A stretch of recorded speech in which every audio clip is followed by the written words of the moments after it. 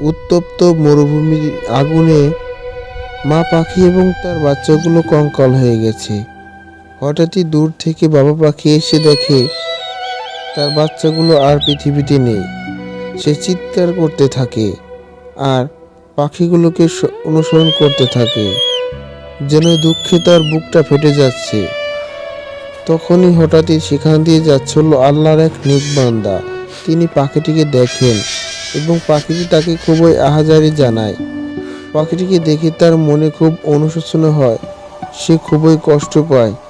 এক সময় সে পাখিটিকে দোয়া করতে থাকে আর আল্লাহকে বলে, আল্লাহ এদেরকে সাহায্য করুন।